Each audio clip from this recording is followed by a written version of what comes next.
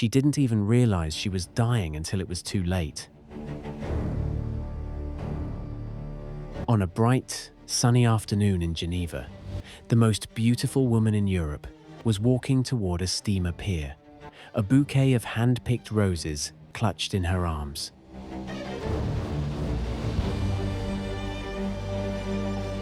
Suddenly, a man lunged from the shadows of the Quai de Mont Blanc. There was no scream, only a brief struggle as a three-cornered file was driven into her chest.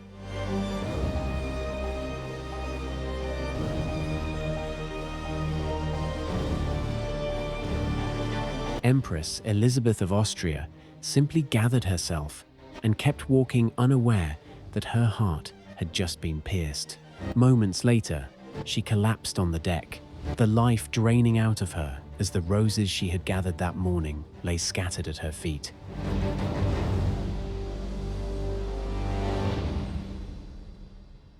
What an awful crime. These were the first words Xavier Paoli heard when he arrived in the city just hours later. As the man charged with her protection for years, Paoli had stood by her side as she fled the golden cages of the Austrian court to wander the cliffs of the Côte d'Azur. He had been a silent witness to her strong, sad soul, her bizarre rituals of raw meat, juice diets, and the halo of unhappiness that seemed to crown her every move. But on this day, he was too late. 7 months after he was forced to leave her service, the unthinkable had happened. Paoli would later find himself in a cold prison cell, looking into the eyes of her murderer. The assassin's motive was as chilling as the deed itself. I struck at the first crowned head that came along. The one woman who lived as far removed as possible from politics had been slaughtered simply for the title she spent her life trying to escape. Was Elisabeth truly searching for a life of freedom, or was she simply trying to outrun a deep, haunting melancholy that she could never truly escape? A discipline so extreme was a sign of her incredible strength and willpower, or was it a tragic obsession that ultimately cost her everything? Were these genuine premonitions of her brutal end in Geneva, or was her mind simply reflecting the dream of terror she had lived in for so many years? Today, we go behind the veil of the Imperial Court to hear the intimate, heartbreaking account of the man who knew her best, Xavier Paoli, the devoted guard who stood over her cold body and cried like a child.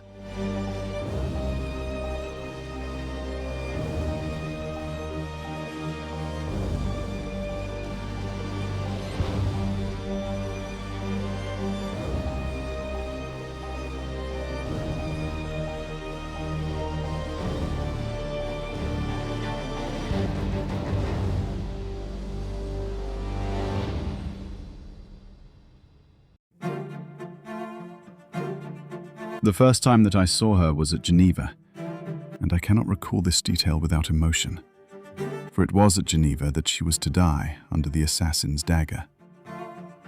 At the end of August 1895, the government received notice from the French embassy in Vienna that the Empress was about to visit Aix-les-Bains in Savoy.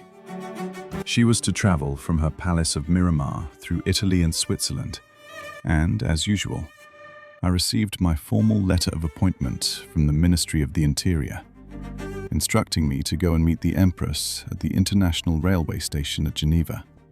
The Empress, at that time, was 58 years of age. She looked like a girl. She had the figure of a girl, with a girl's lightness and grace of movement. Tall and slender, with a touch of stiffness in her bearing, she had a rather fresh-colored face, deep, dark, and extraordinarily bright eyes, and a wealth of chestnut hair. She wore a smartly cut black tailor-made dress, which accentuated her slimness. The beauty of her figure was a matter of which she was frankly vain. She weighed herself every day. I was also struck by the smallness of her hands, the musical intonation of her voice, and the purity with which she expressed herself in French, although she pronounced it with a slightly guttural accent. In a week's time, we were the best of friends. The Empress had condescended to appreciate my frankness in daily covering the table with newspapers and reviews. She gradually became accustomed to seeing me appear just in time to forestall her wishes. Celebrated as the most striking figure of her era, the wandering Empress abandoned the rigid confines of the Viennese palace to seek a life of solitude. While the public viewed her as a mythical icon, the man tasked with her safety saw a woman defined by a persistent, tragic sorrow. Yet, the legendary grace that enchanted all of Europe was the result of a rigorous, almost obsessive physical regime. She led an active and solitary existence. At 5 o'clock, she began by taking a warm bath in distilled water, followed by electric massage, after which, even though it was still dark, she would go out into the air. Clad in a black serge gown, ultra simple in character, she walked at a smart pace along the paths of the garden, or, if it were raining, perambulated the long passages which run out of the halls or lounges of most hotels. She returned at 7 o'clock and breakfasted lightly on a cup of tea with a single biscuit. She then disappeared into her apartments and devoted 2 hours to her toilet. Her second meal was taken at 11 and consisted of a cup of clear soup, an egg, and 1 or 2 glasses of meat juice, extracted every morning out of several pounds of fillet of beef by means of a special apparatus which accompanied her on her travels. She also tasted a light dish or two, with a preference for sweets. Immediately after lunch, she went out again, accompanied this time by her Greek reader. This Greek reader was a very important person. He formed one of the suite on every journey. Selected from among the young scholars of the University of Athens, and often appointed by the Greek government, he was changed year by year. Their duties consisted in talking with the Empress in the Greek language, ancient and modern, both of which she spoke with equal facility. Haunted by a melancholy past, romantic by temperament and poetic by instinct, she had sought a refuge in literature and the arts. Greece personified in her imagination the land of beauty which her dreams incessantly evoked. She had a passionate love for antiquity, loved its artists and its poets.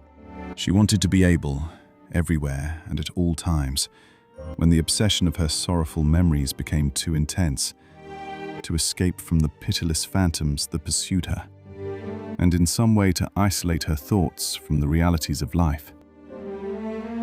The scholarly conversation of the young Greek savant made this effort easier for her. In the varied and picturesque surroundings which her aesthetic tastes demanded, she took Homer and Plato for her companions. And thus, to the delight of the eyes, was added the most delicate satisfaction of the mind.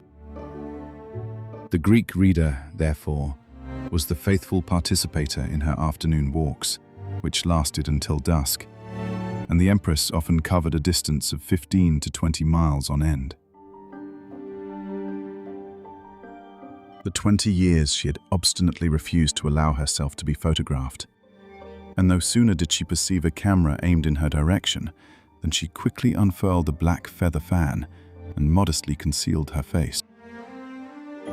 The young Greek's duties, however, were not confined to talking to the Empress on her walks. Sometimes the reader would read. Carrying a book which she had selected beforehand, he read a few chapters to her during the rests by the roadside, on the mountaintops, or at the deserted edge of the sea. Later, he added the daily budget of cuttings from the newspapers and reviews which I prepared for Her Majesty, knowing the interest which she took in the current events of the day. On returning to the hotel, she made a frugal dinner, consisting sometimes merely of a bowl of iced milk and some raw eggs, washed down with a glass of Tokai, an almost savage dietary to which she had forced herself in order to preserve the slimness of figure which she prized so highly. She took all her meals alone, in a private room, and seldom passed the evening with her suite. Its members hardly ever set eyes on her, Sometimes the lady-in-waiting spent day after day without so much as seeing her imperial mistress. Her arduous 20-mile treks and savage diet were more than vanity. They were a desperate flight from the pitiless phantoms of her grief. Seeking sanctuary in the company of her Greek reader, she used the language of Homer and Plato to shield herself from a painful reality. Whether hiding behind a black feather fan or retreating into poetic solitude, her heart remained tethered to the south. This deep-seated mania for the sun and the ancient past turned her life into a perpetual pilgrimage toward Italy and Greece, the only landscapes that could mirror her restless, wandering soul. Of the different places in France which Her Majesty visited, the one which she loved above all others was Cap Martin, the promontory which separates the Bay of Monaco from that of Mentone. The softness of the climate, the wild beauty of the views, the splendor of the luxurious vegetation, and the poetic solitude of the pine forests and orange groves reminded her of her property of Achilleon in the island of Corfu and of her palace of Miramar on the shores of the Adriatic. She selected as her residence the enormous hotel that stands at the end of the point, among the tall pines, the fields of rosemary, the clusters of myrtle and arbutus. The furniture of the imperial apartments was marked by extreme simplicity, combined with perfect taste, most of the pieces being of English workmanship. Her bedroom was just the ordinary hotel bedroom, with a brass bedstead surmounted by mosquito net, a mahogany dressing table, and a few etchings hanging on the walls.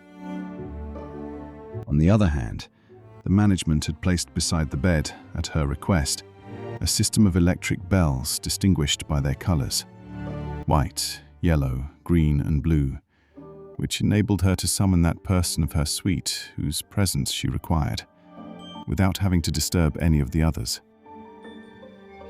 In addition to the ground floor, one other room was reserved for her on every Sunday during her visits. This was the billiard room, which on that day was transformed into a chapel.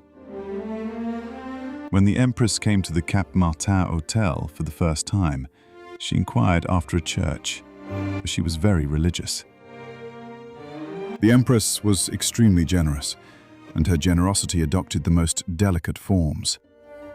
Herself so sad, she wished to see none but happy faces ever about her. And so she always distributed lavish gratuities to all who served her, and she succored all the poor of the countryside. Whenever in the course of her walks she saw some humble cottage hidden in the mountain among the olive trees, she entered it, talked to the peasants, took the little children on her knees. She would ask leave to taste their fruit, paying for it royally, or else she bought several quarts of milk, or dozens of eggs, which she told them to bring to the hotel next day.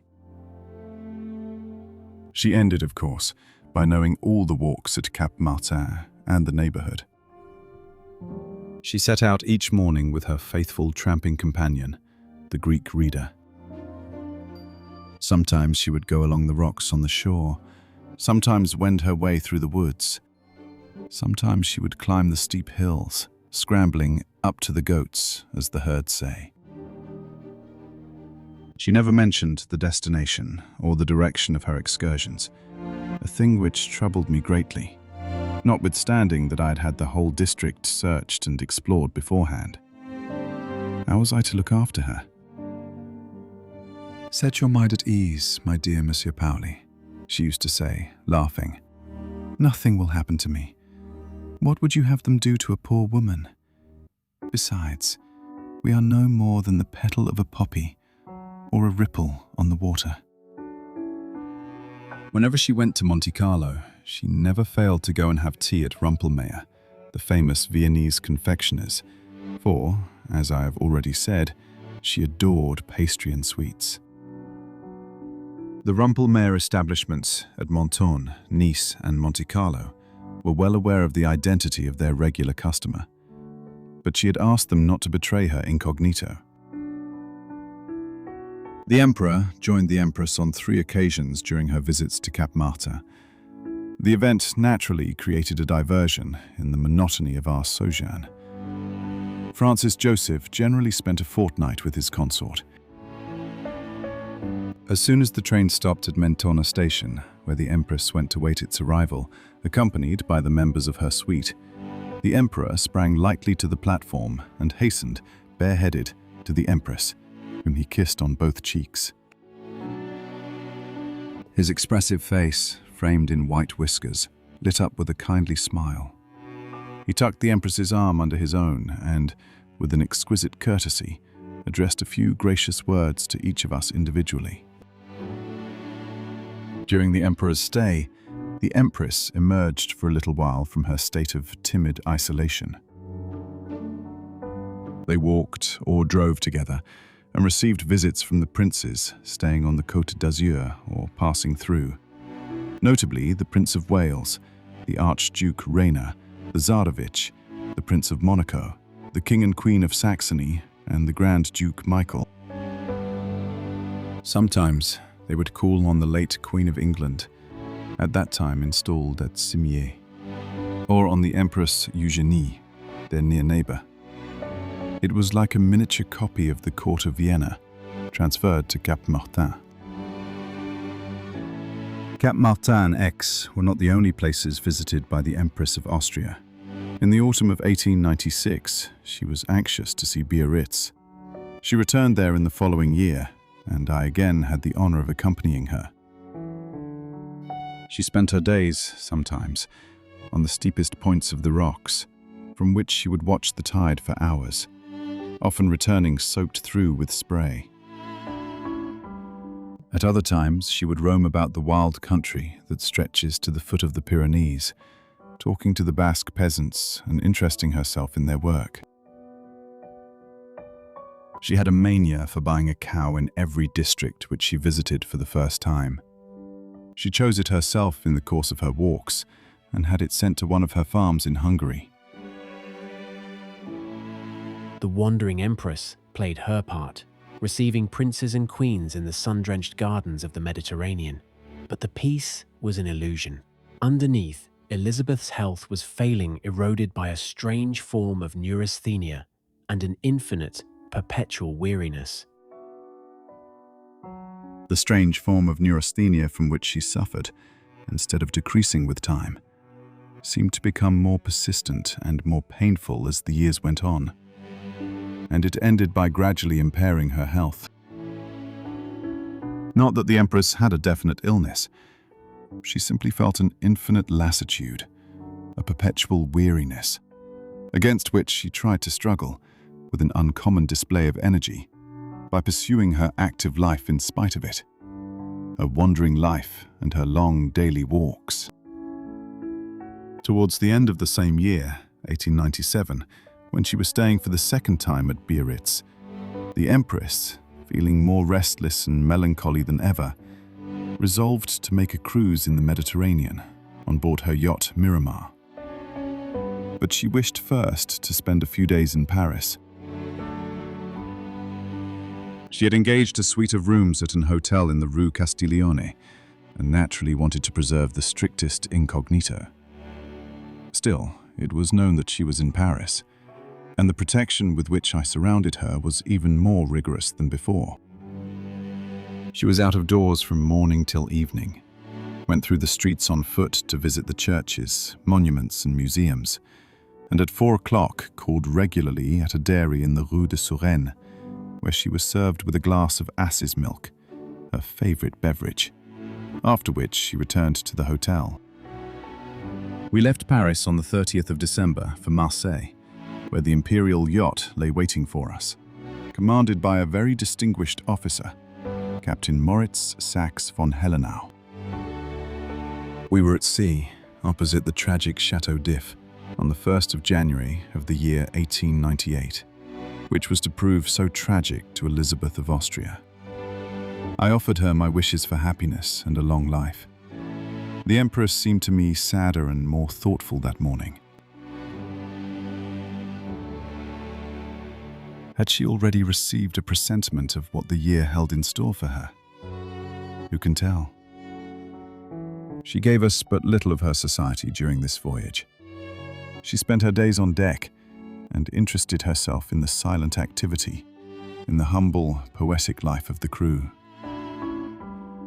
The sailors entertained a sort of veneration for her.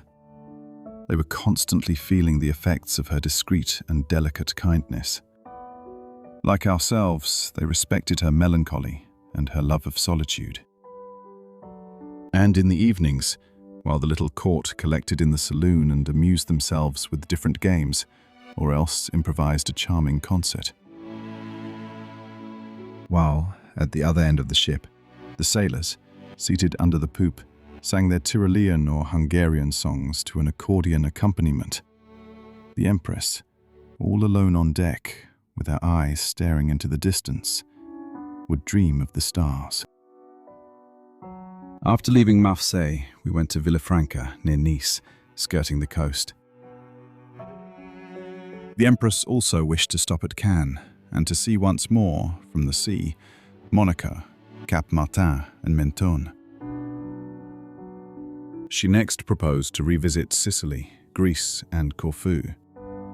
It was as though she felt a secret desire to make a sort of pilgrimage to all the ephemeral landmarks which her sad soul had visited in the course of her wandering life. However enjoyable this cruise might be to me, I had to think of abandoning it. My service with the Empress ended automatically as soon as she had left French waters. 7 months had elapsed since the day when I left the Empress at San Remo. When I came home, on the evening of the 9th of September, I was handed Mr. Barker's reply, in which was conveyed news of the Empress's plans and a gracious invitation from her to visit her should I happen to be in the neighborhood of Geneva. I at once made up my mind, and the next morning took the train for Geneva. When we drew into the station at Geneva, I hailed a fly and told the man to drive to the Hotel Beau Rivage. We had not gone 20 yards when he turned round on his box. "What an awful crime," he said. "What crime?" "Haven't you heard? The Empress was murdered this afternoon." "Murdered?" Livid and scared, I could hardly listen to the pitiful story of the tragedy. The Empress, it seemed, had been stabbed to the heart by an Italian anarchist when about to embark on the 140 steamer for Terratit. She sank down on the Quai de Mont Blanc. The people around her thought that she had fainted and carried her on board the boat. When they bent over her, she was dead. I sprang quickly from the carriage when it pulled up at the hotel, rushed into the hall which was full of people. Countess Stare, red-eyed, her features distorted with grief, taking me by the hand, she led me and General Bezevici, who had also just arrived, to the next room.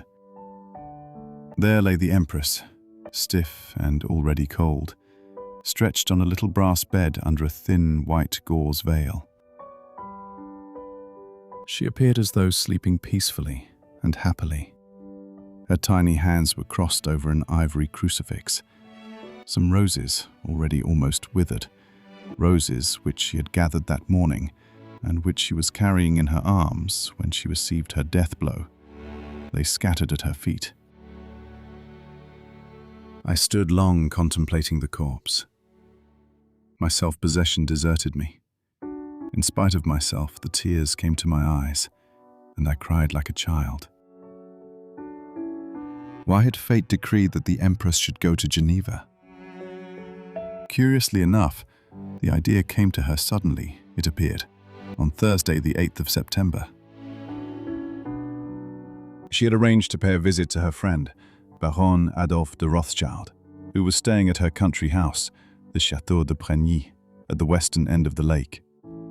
But it was a long excursion to make in a single day, and the Empress, contrary to the advice of Countess Stare, decided to sleep at Geneva after leaving Premonitions and not to return to Côte until the following afternoon. She arrived at the Hotel Beau Rivage in the evening and went out after dinner. She was up the next day at 5 o'clock. After filling a portion of her morning with the complicated cares of her toilet and her correspondence, she went for a walk along the shady quays of the Rhône. Returning to the hotel at 1 o'clock, she hurriedly drank a glass of milk. Then, accompanied by her lady-in-waiting, Countess Stade, she hastened down to the steamboat pier, intending to take the Terre-à-Tête boat that started at 1:40. She had come to within 200 yards of the footplank, connecting the steamer with the Quai de Mont Blanc, when Lucchini flung himself upon her and struck her a blow under the left breast with a three-cornered file clumsily fitted to a wooden handle. The violence of the blow broke her fourth rib. Death was not instantaneous. She had the strength to walk as far as the boat. When the bleeding increased, the Empress sank to the deck. Countess Stade, who believed her to be stunned by a blow of the fist, tried to bring her to with smelling salts. The Empress, in fact, recovered consciousness, spoke a few words, cast a long look of bewildered astonishment around her, and then, suddenly, fell back dead. Had the Empress received a presentiment of her tragic end, which a gypsy at Wiesbaden and a fortune-teller at Corfu had foretold her in the past? Two strange incidents incline one to think so. On the eve of her departure for Geneva, she asked Mr. Barker to read her a few chapters of a book by Marion Crawford entitled Corleone, in which the author describes the abominable customs of the Sicilian mafia. While the Empress was listening to this harrowing story, a raven, attracted by the scent of some fruit which she was eating, came and circled round her. Greatly impressed, she tried to drive it off, but in vain, for it constantly returned, filling the echoes with its mournful croaking.